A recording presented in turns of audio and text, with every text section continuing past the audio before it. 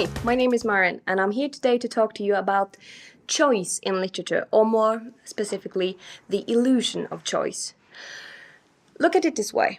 If you have a toddler and you want him or her to eat her groceries, you don't go to the dinner table and ask, "Do you want broccoli with your dinner?" Because then most likely they'll say no. But if you go over to them and say, "Do you want 1 or 3 pieces of broccoli?" Then you give them the illusion that they have a choice. But I have already decided that they will be eating the broccoli. Even though they feel like, I can decide if I want this or that many.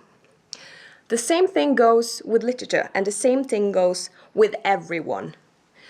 When you give them the illusion of choice, it might get easier to get them to read, to get them to do whatever. When we talk about pupils in 8th to 10th grade, and you want them to read a book, any book, for a project you're working on, you don't tell them, you have to read this book. You have to read Harry Potter and the Goblet of Fire. Because, yeah, some will love it, but there will be someone there thinking, no, dear God, I don't want to. But if you, on the other hand, tell the class that you have to read one of these 10 books, you choose, then it might get easier.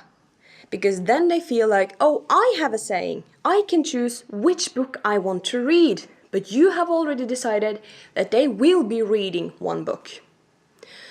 Also, when you do this, you can have a more varied selection to choose from. You can have some books about trains, or tractors, or dinosaurs, or fairies and adventure and sci-fi. But you can also have books like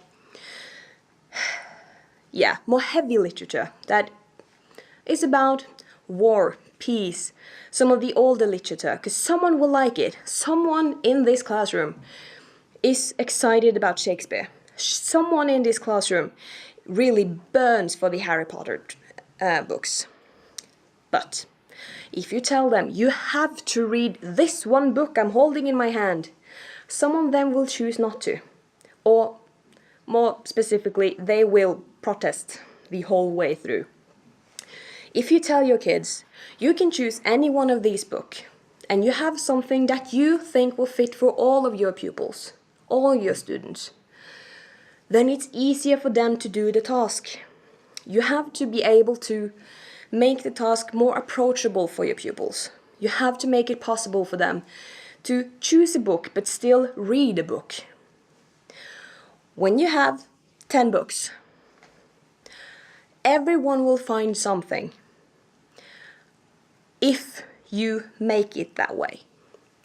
If you put one graphic novel, one heavy literature, one not so heavy literature, and several in between, then it's easier for them to choose. And the pupils who struggle with reading, they can find a kind of like a shortcut. They can find a way to feel, yes, I read a book, even though it may not have been Shakespeare, or the Harry Potter books, or any other. If they finished a graphic novel, great, wonderful, they read a book.